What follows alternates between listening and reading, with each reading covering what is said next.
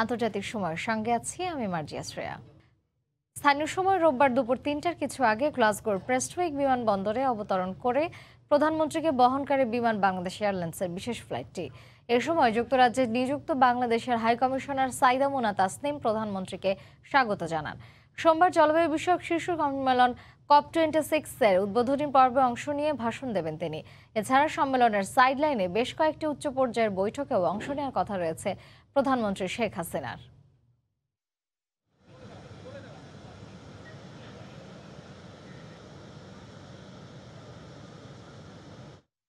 এদিকে জলবায়ু সম্মেলনে নির্ধারিত বৈঠকের পাশাপাশি প্রবাসী বাংলাদেশিদের আয়োজনে সেখানে বেশ কয়েকটি অনুষ্ঠানে অংশ নেওয়ার কথা রয়েছে তার। গ্লাসগো থেকে বিস্তারিত শোয়েব কবিরের রিপোর্টে। বাংলাদেশের প্রতিনিধিত্ব করার পাশাপাশি এবারের জলবায়ু সম্মেলনে ঝুঁকির মুখে থাকা ৪৮ দেশের জোট ক্লাইমেট ভালনারেবল ফোরামের চেয়ারপারসন হিসেবে প্রতিনিধিত্ব করবেন প্রধানমন্ত্রী শেখ হাসিনা। একই সঙ্গে ১ ও ২ নভেম্বর জলবায়ু সম্মেলনের বাইরেও বিভিন্ন গুরুত্বপূর্ণ বৈঠকও অংশ নেবেন তিনি। জলবায়ু সম্মেলনে ভিভিআইপি সংবর্ধনায় যোগ দেওয়ার পরে সোমবার স্থানীয় সময় সন্ধ্যায় স্কটল্যান্ড প্রবাসী বাংলাদেশি কমিউনিটি আয়োজিত নাগরিক সংবর্ধনায় ভার্চুয়ালি অংশগ্রহণের কথা রয়েছে প্রধানমন্ত্রী শেখ হাসিনার। এছাড়াও পরদিন মঙ্গলবার জলবায়ু সম্মেলনের নির্ধারিত কর্মসূচি শেষে স্থানীয় সময় সন্ধ্যায় স্কটিশ পার্লামেন্টের স্পিকার অ্যালিসন জনস্টন আয়োজিত এক অনুষ্ঠানে যোগ দিবেন শেখ হাসিনা। স্কটিশ পার্লামেন্টে প্রথমবার বাংলাদেশের প্রধানমন্ত্রী আসতেছেন এবং আমরা সবাই ভেরি মাচ ইন্টারেস্টেড স্কটল্যান্ড এবং বাংলাদেশের রিলেশনশিপটা যাতে আবার স্ট্রংলি বিল্ড হয় এটা নিয়ে আমরা যে এখানের যে প্রত্যেকটা দলের লিডার এবং অপোজিশন লিডার সবাই এখানে থাকবেন। গ্লাসগোতে দুদিনের ব্যস্ত কর্মসূচি শেষে ৩ নভেম্বর ৬ দিনের লন্ডন সফরে যাবেন প্রধানমন্ত্রী শেখ হাসিনা। সফরকালে ওয়েস্ট মিনিস্টারে ব্রিটিশ পার্লামেন্ট সদস্যদের উদ্দেশ্যে বাংলাদেশের স্বাধীনতা সুবর্ণ জয়ন্তী উপলক্ষে ভাষণ দেবেন তিনি। পাশাপাশি ভার্চুয়ালি অংশ নেবেন আরও বেশ কয়েকটি অনুষ্ঠানে। আমরা মনে করি মাননীয় প্রধানমন্ত্রী একমাত্র নেত্রী যেই বিশ্বকে অবাক করে করোনা ভাইরাস প্যান্ডেমিকের সময় বাংলাদেশের অর্থনীতিকে সজাগ রেখেছেন এবং চালু রেখেছেন, উন্নয়নের দিকে এগিয়ে যাচ্ছে। আমাদের প্রাণপ্রিয় নেত্রী জননেত্রী শেখ হাসিনা উনি কিন্তু এই ক্যাম্পেইনটা শুরু করেছেন এবং বরেণ্য নেতৃবৃন্দ এটা গ্রহণ করেছেন এবং যারা ক্ষতিগ্রস্ত গরিব দেশ বিশ্বের যারা এটার জন্য দায়ী তাদেরকে যাতে এটা ক্ষতিপূরণ দেয় এজন্য উনি যে ক্যাম্পেইন চালিয়ে যাচ্ছেন এবং উনি অনেকটা সফল হয়েছেন। আগামী ৯ নভেম্বর লন্ডন স্থানীয় সময় সকালে প্রধানমন্ত্রী ও তার সফর সঙ্গীদের প্যারিসের উদ্দেশ্যে লন্ডন ত্যাগ করার কথা রয়েছে। দীর্ঘ ২ যুগ পর স্কটল্যান্ডে আসলেন বাংলাদেশের প্রধানমন্ত্রী শেখ হাসিনা। গ্লাসগোতে অনুষ্ঠিত জলবায়ু সম্মেলনে অংশ নিয়ে বাংলাদেশের জন্য ইতিবাচক বার্তা নিয়ে যাবেন এমনটাই প্রত্যাশা সকলের। শোয়েব কবির, সময় সংবাদ, গ্লাসগো, স্কটল্যান্ড। মানুষের ভেতরের ক্রোধ জেগে উঠলেই কেবল পরিবেশকে বাঁচানো সম্ভব বলে মনে করেন সুইডেনের জলবায়ু আন্দোলনকারী গ্রেটা থানবার্গ। COP26-এর সামনে রেখে বিবিসিকে দেয়া এক সাক্ষাৎকারে এই মন্তব্য করেন তিনি। এদিকে জলবায়ু সম্মেলনকে ঘিরে প্রতি বছরের মতো এবারও গ্লাসগোতে জড়ো হচ্ছেন হাজারো পরিবেশ কর্মী। রোববার স্কটল্যান্ডের গ্লাসগোতে আনুষ্ঠানিকভাবে শুরু হয়েছে জাতিসংঘ জলবায়ু সম্মেলনের এবারের আসর COP26। একই দিনে ইতালির রোমে পর্দা নামে G20 শীর্ষ সম্মেলনের। তবে G20 নেতাদের পক্ষ থেকে এবারের সম্মেলন সফল বলে দাবি করা হলেও পরিবেশ রক্ষায় বিশ্ব নেতাদের কাছ থেকে বাস্তব কোনো প্রতিশ্রুতি আসেনি বলে অভিযোগ পরিবেশবাদীদের। আর তাই জলবায়ু পরিবর্তন মোকাবেলায় বিশ্ব নেতাদের নীরব ভূমিকার প্রতিবাদে গ্লাসগোতে জড়ো হয়েছেন হাজার হাজার আন্দোলনকারী। আছেন সুইডিশ পরিবেশ কর্মী গ্রেটা থানবার্গও। COP26 উপলক্ষে সম্প্রতি বিবিসিকে দেওয়া এক সাক্ষাৎকারে তিনি বলেন, জলবায়ু পরিবর্তন নিয়ে মানুষের মধ্যে ক্রোধ তৈরি করতে পারলেই তাদেরকে পরিবেশ বাঁচানোর আন্দোলনে শামিল করা সম্ভব। কোনো কিছুর ক্ষতি না করে বিক্ষোভ চালিয়ে যেতে হবে। পরিবেশ রক্ষার আন্দোলনে মানুষ তখনই যোগ দিবে যখন তার ভেতরের ক্রোধ জেগে উঠবে।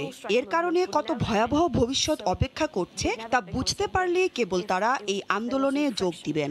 if some people didn't get pissed off. whole financial system at the moment is embroiled with জলবায়ুর পরিবর্তন নিয়ে বিভিন্ন দেশের সরকারের প্রতিশ্রুতিগুলো আরো জোরালো হওয়া উচিত ছিল। প্রতি বছরই সম্মেলন হয়, কিন্তু এতে কোনো কার্যকর ফল হচ্ছে না। and I think something that this COP ought to এদিকে উদ্বোধনী দিনে জলবায়ু সম্মেলন ঘিরে গ্লাসগো জুড়ে অব্যাহত রয়েছে পরিবেশ কর্মীদের বিক্ষোভ। এতে যোগ দিয়েছেন বিভিন্ন মানবাধিকার সংস্থা ও এনজিও কর্মকর্তারাও। এছাড়াও গ্লাসগোর বাইরেও স্কটল্যান্ডের বিভিন্ন শহরে অব্যাহত রয়েছে পরিবেশবাদীদের আন্দোলন বিক্ষোভ। জিনিয়া শেখ, সময় সংবাদ।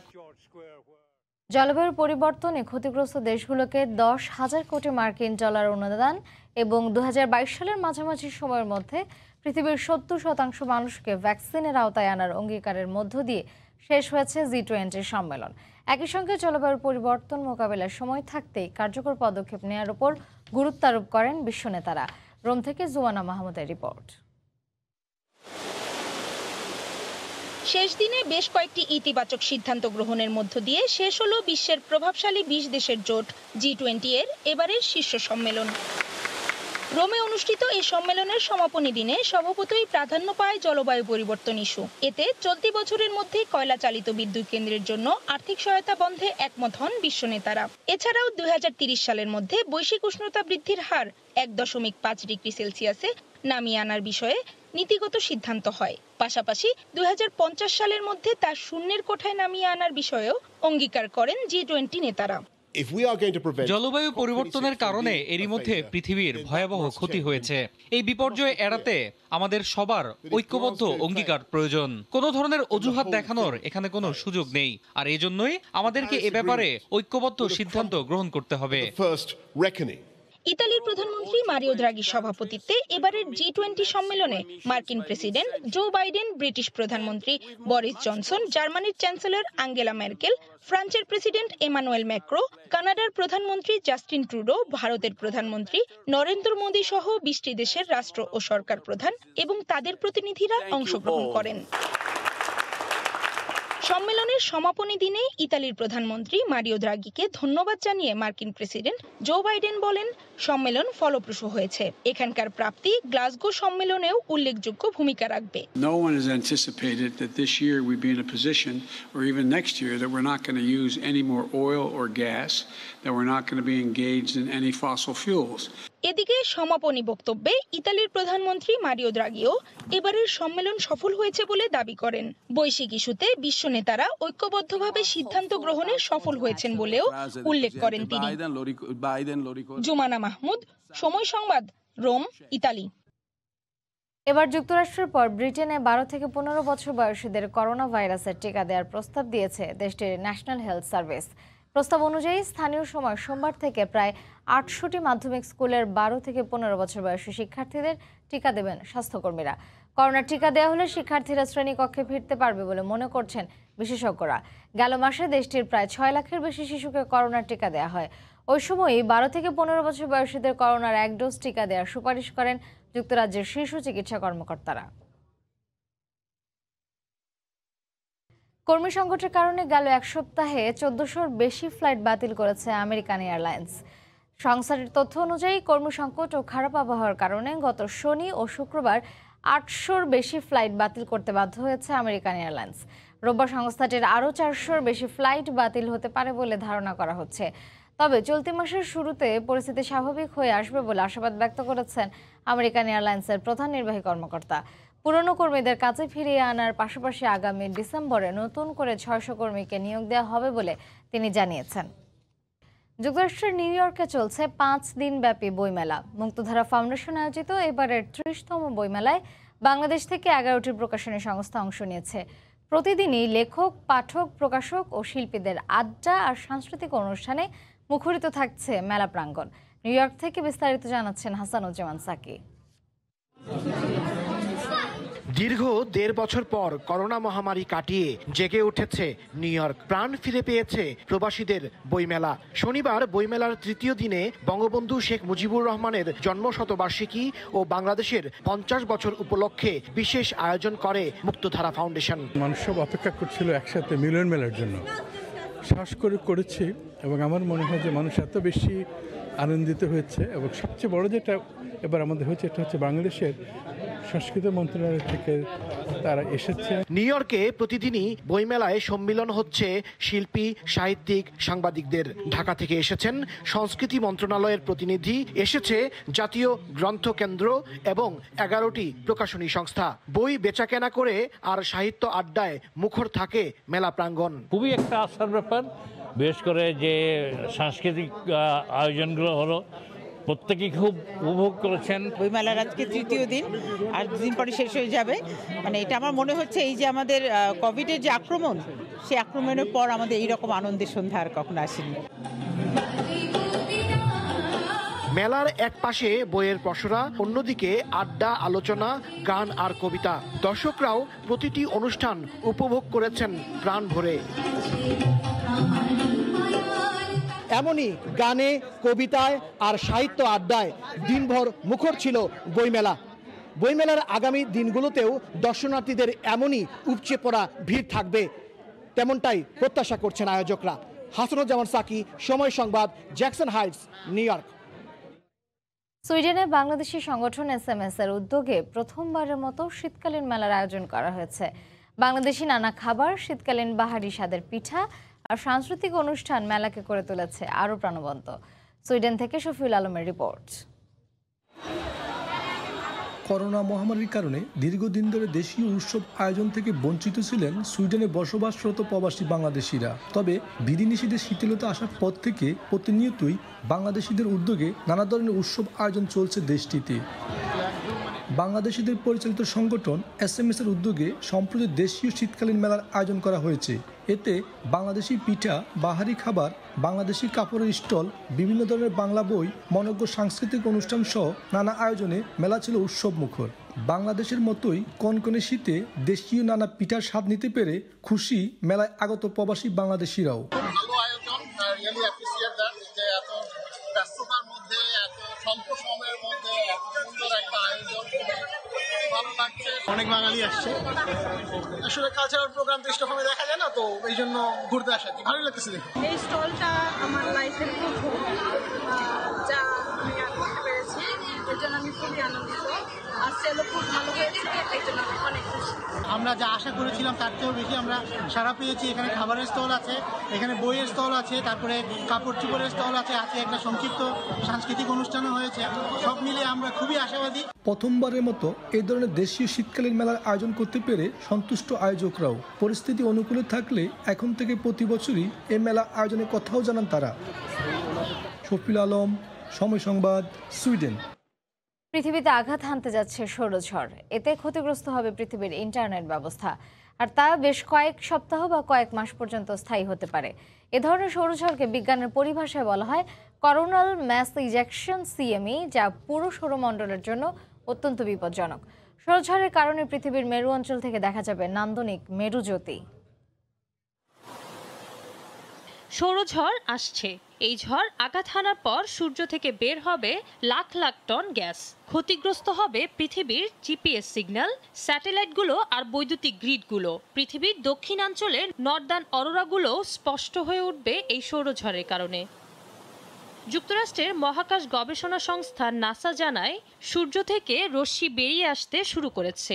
নাসা নিশ্চিত করেছে এই রশ্মি এখন সূর্যের কেন্দ্রে আছে আর পৃথিবীর দিকেই তাক করে আছে। যে কোনো সময় এই ঝড় পৃথিবীর ম্যাগনেটিক ফিল্ডে আছড়ে পড়লে ভেঙে পড়তে পারে রেডিও সিগন্যাল, কিন্তু সূর্যের ক্ষতিকর তেজস্ক্রিয়তা পৃথিবীর বায়ুমণ্ডল ভেদ করতে পারবে না। মানুষেরও কোনো ক্ষতি হবে না। তবে GPS ব্যবস্থা ক্ষতির মুখে পড়বে। সূর্যের তেজ পৃথিবীর বায়ুমণ্ডল থেকে দেখা যাবে অরোরা হিসেবে। উত্তর আর দক্ষিণ মেরুতে অরোরা তৈরি করবে এই সৌরঝড়। এ ঘটনায় কেঁপে উঠবে পৃথিবীর চারপাশে থাকা চৌম্বক ক্ষেত্র। দুই মেরুতে আরও ঘন ঘন, আরও উজ্জ্বল হয়ে দেখা যাবে মেরুজ্যোতি। এই সৌরঝড়ের জন্য কিছুক্ষণের জন্য হলেও বিপর্যস্ত হয়ে পড়তে পারে গোটা ভারতীয় উপমহাদেশ, দক্ষিণ মেরু, উত্তর আমেরিকা, ইউরোপ ও উত্তর মেরুর যাবতীয় রেডিও যোগাযোগ ব্যবস্থা। ক্ষতিগ্রস্ত হতে পারে বিশ্বের একাংশের বিদ্যুৎ সংযোগ ব্যবস্থাও। ব্যাহত হতে পারে GPS, মোবাইল, বিদ্যুৎ পরিষেবাও। spaceweather.com-এর প্রতিবেদনে বলা হয়েছে এবারের সৌরশিখার উৎপত্তি AR2887 নামের সৌর কলঙ্ক থেকে, যেটি বর্তমানে সূর্যের মাঝামাঝি এবং পৃথিবীর দিকে মুখ করে আছে। সূর্যের পৃষ্ঠের দাগ হলো সৌর কলঙ্ক।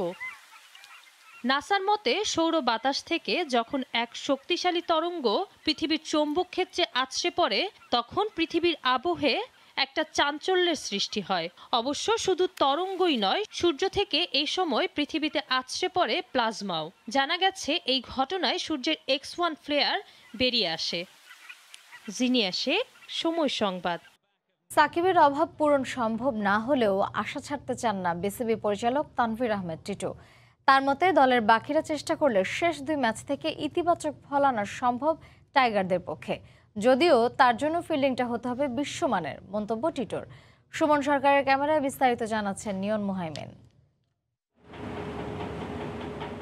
ধাক্কাটা কত বড় তা পরিমাপ করতে চাইলে অপেক্ষা করতে হবে ম্যাচ শেষ হওয়া পর্যন্ত।